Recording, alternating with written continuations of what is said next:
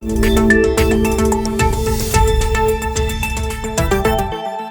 ាវិការសរុបជាង$1.7 លាន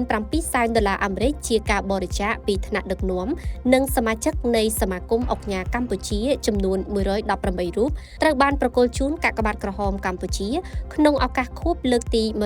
162ទិវាពិភពលោកកាកបាទក្រហមអត្តច័ន្ទក្រហម8ឧសភា2025និងខួបលើកទី70នៃកាកបាទក្រហមកម្ពុជា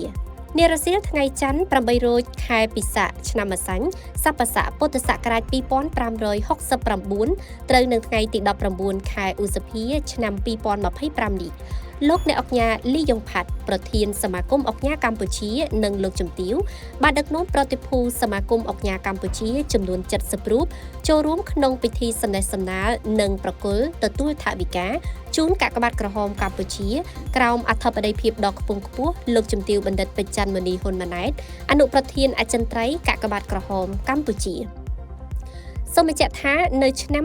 2025នេះមានសមាជិកសមាគមអង្គការកម្ពុជាចំនួន118នាក់បានចូលរួមបរិច្ចាគថវិកាជូនកាកបាទក្រហមកម្ពុជា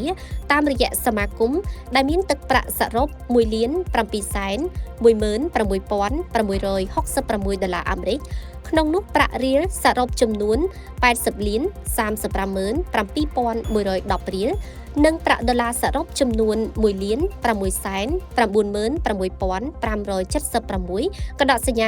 $72 អាមេរិកគួររំលឹកថាកាលពីឆ្នាំ2024សមាគមអង្គការកម្ពុជាបានប្រមូលនិងប្រគល់ថវិកាជូនកាកបាទក្រហមកម្ពុជាចំនួន$1,555,555 អាមេរិកខណៈដែលកាលពីឆ្នាំ